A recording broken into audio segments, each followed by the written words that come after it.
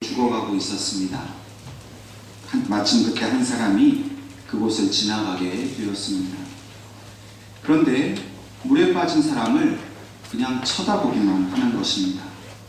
그리고서 하는 말이 왜 변변치 못하게 거기 빠졌는가? 그 사람을 살려주지는 않고 그렇게 꾸짖기만 하고 지나가 버렸습니다. 이와 같이 공자의 가르침에서 나온 유교는 윤리의 종교입니다. 도덕적으로 사람의 도리만 가르칩니다. 그리고 어려운 일을 만난 그 사람이 자신의 잘못 때문에 그렇게 된 것이라고 꾸짖고 책망하기만 합니다. 또 한 사람이 지나가다가 이 물에 빠진 사람을 보았습니다.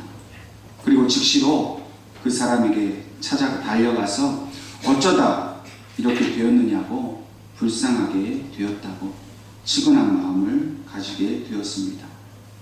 그리고 하는 말이 이쪽으로 가서 나뭇가지를 붙들고 저쪽으로 가서 돌뿌리를 밟고 일어서서 나오라 그렇게 말했습니다. 이 사람은 다만 동정의 뜻을 표하면서 스스로 물에서 빠져나오는 방법을 가르쳐 주기만 하였습니다. 이와 같이 불교는 자비의 종교입니다. 사람의 어려운 처지를 불쌍히 여기기는 합니다.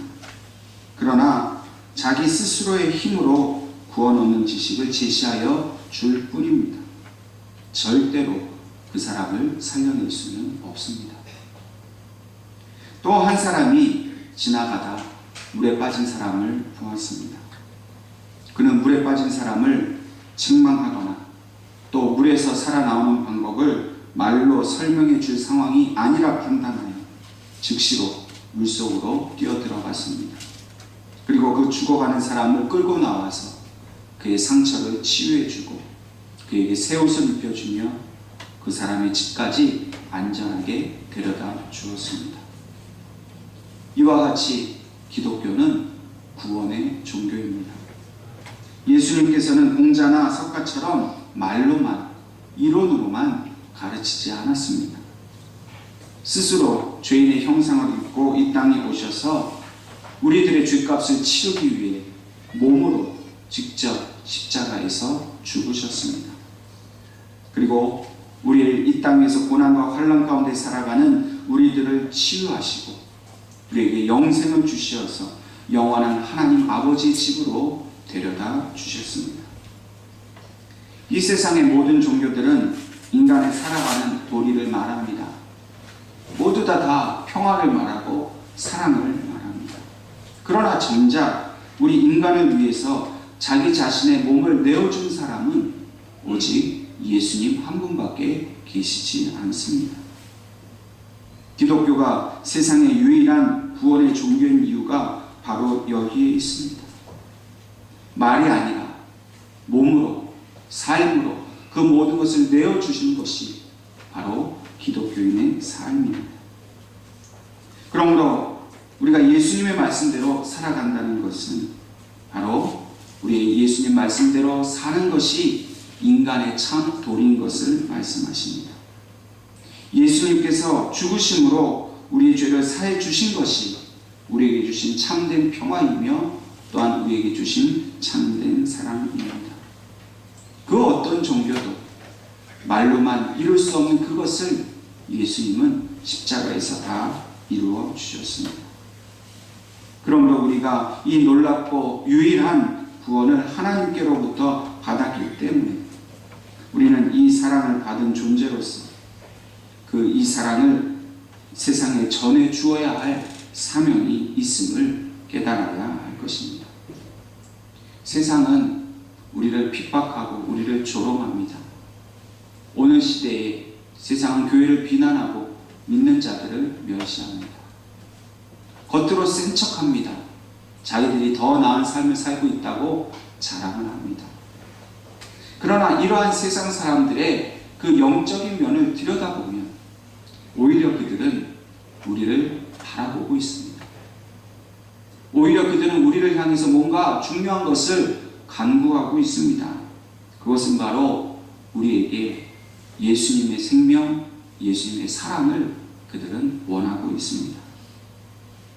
그들이 겉으로는 센 척하고 다 있는 것 같지만 사실 그들에게는 생명이 없고 그들은 물에 빠져 죽어가는 자와 같습니다.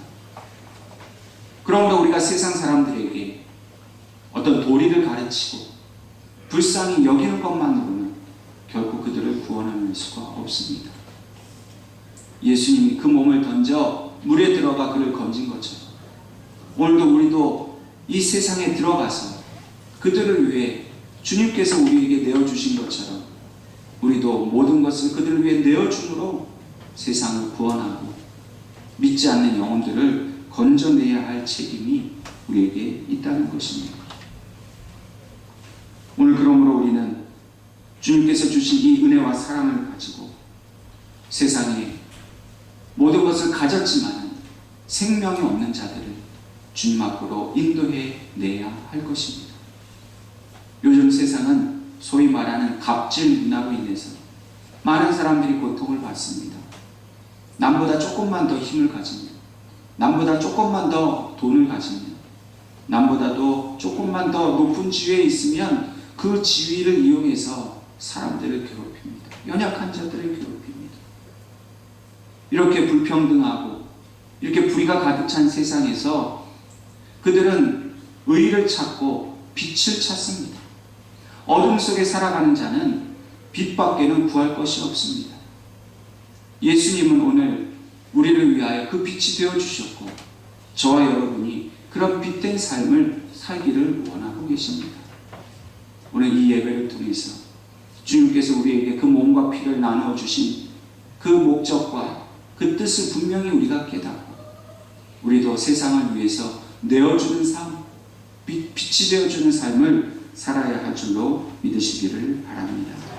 오늘 우리에게 주신 본문의 말씀은 사도 바울이 고린도 교회를 향해 쓴 편지의 내용입니다. 이 고린도 교회는 사도 바울이 직접 세운 교회입니다. 그래서 자신이 가진 모든 것을 다 내어줄 만큼 사랑한 교회였습니다. 오늘 본문 14절 말씀을 보면 사도 바울은 고린도 교회를 세 번째 방문할 계획을 밝히고 있습니다. 바울이 첫 번째로 고린도 교회를 방문한 것은 고린도 교회를 세울 때였습니다. 사도행전 18장에 보면 그 바울의 첫 번째 고린도에 대한 방문에 대한 기록이 자세히 기록되고 있습니다. 원래 이 고린도라는 도시는 무역이 매우 번성한 도시였습니다. 그러다 보니 자연히 돈이 많은 지역이었고 돈이 많다 보니 먹고 마시고 즐기는 향락 산업이 발전된 도시입니다. 세계 각국에서 여러 사람들이 많이 모이다 보니 우상이 많이 있었던 그런 도시였습니다. 그렇기 때문에 바울이 예수님을 전하고 복음을 전하는 것이 쉽지 않은 그런 매우 어려운 곳이었습니다. 특별히 바울이 예수님에 대해서 복음을 전할 때에 많은 사람들이 예수님을 비방했습니다. 바울을 비방하였습니다. 바울이 정말 그곳에서 선교하기가 결코 쉽지 않았습니다. 그런데 성령께서 바울에게 나타나셔서 두려워하지 말라고 말씀하십니다. 그리고 침묵하지 말고 그들을 향해서 담대히 예수를 전하라 그렇게 격려해 주셨습니다. 성령님께서 함께 하시기에 사도 바울은 고린도 교회에서 1년 6개월이나 그들에게 하나님의 나라를 가르쳐 주었습니다. 두 번째로 바울이 고린도 교회를 방문한 것은 그가 에베소에 머무를 때에 고린도 교회로부터 어떤 소식을 받습니다.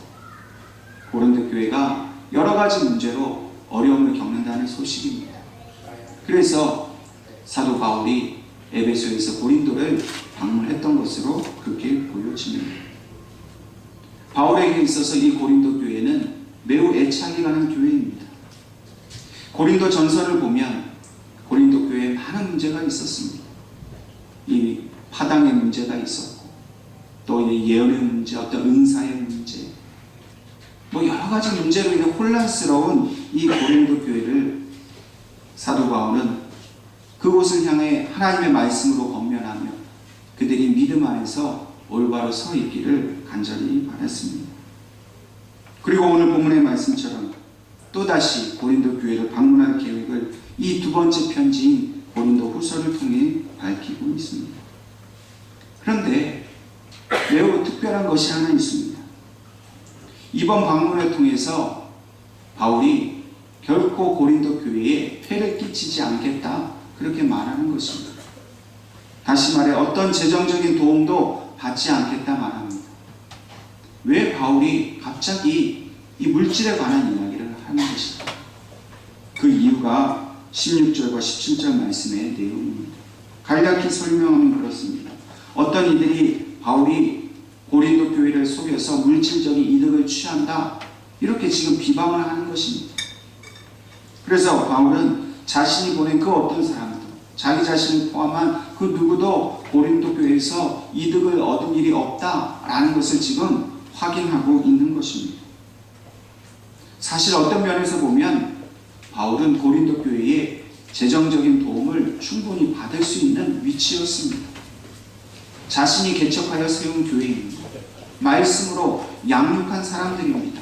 그런 사람들이 바울에게 재정적인 도움을 주고 생활비를 대주고 선교비를 대주는 것, 어떻게 보면 지극히 당연한 일일 것입니다. 그런데 이것조차도 오해하는 사람들이 있기, 비방하는 사람들이 있기 때문에 고린도 교회를 진심으로 사랑하는 바울은 결코 그들에게 폐가 되지 않겠다라고 지금 말하고 있는 것입니다.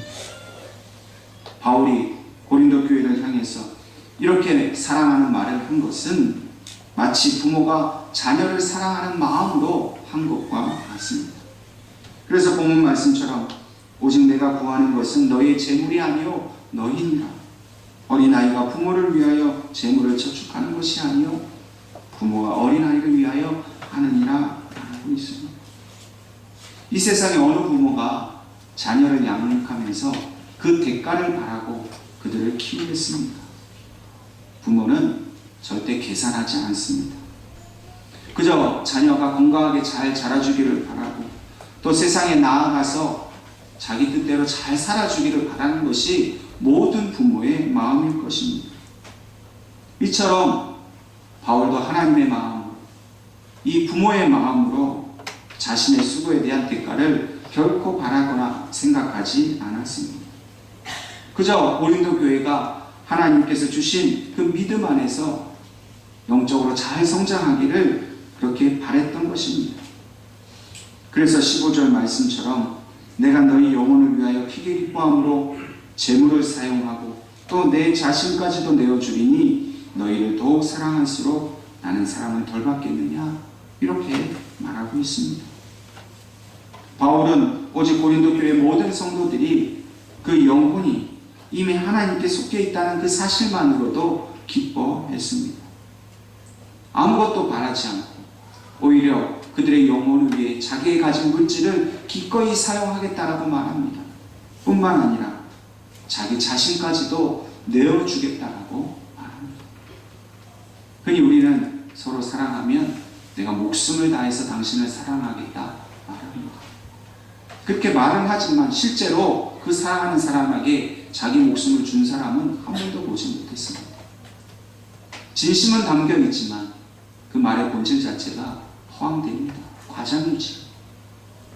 그런데 오늘 바울이 고린도 교회를 향해서 내 자신을 내어주기까지 너희를 사랑한다 한 말은 결코 과장이나 허황된 말이 아닙니다. 바울의 이 말은 100% 진심입니다. 아마 그럴 상황이 된다면 반드시 바울은 자기의 몸을, 생명을 고린도 교회를 향해 주었을 것입니다. 바울이 이렇게 진심으로 고린도 교회를 위해 자기의 모든 것을 내어주겠다 말한 이유가 무엇입니까? 그것은 바로 하나님께서 주신 열정이 그의 안에 있기 때문입니다. 바울은 누구보다도 예수님의 사랑을 실제적으로 경험한 사람입니다. 예수님의 그 풍성한 사랑, 자기가 지은 모든 죄에 비해 주님이 주신 사랑이 얼마나 큰지를 분명히 알고 있었습니다. 그는 그의 눈으로 주님의 그 찢기신 몸과 그 흘리신 피를 보고 그것을 받아들였습니다. 관념으로, 생각으로, 어떤 그냥 지식으로 받아들인 것이 아니라 그의 영으로 받아들였고 그의 삶으로 그 주님의 그 모든 내어주심을 경험하였습니다. 그렇기 때문에 자기의 자랑하는 모든 것을 내버리고 자기의 모든 소유까지도 포기하면서 주님을 따르는 그런 삶을 바울은 살아갈 수 있었던 것입니다. 그래서 자기가 양육한 이 고린도 교회를 향해서 자기의 모든 것을 내어줄 수 있다라고 말하고 있는 것입니다. 오늘 우리가 남을 위해서 나의 모든 것을 내어준다는 것은 절대적으로 손해를 보는 삶을 산다는 것을 의미합니다. 여러분, 세상 사람들은 어떻게 살아갑니까? 손해를 보기는커녕 하나라도 이득을 보려고 기를 쓰고 살아갑니다. 손해보는 것을 견딜 수 없어 합니다.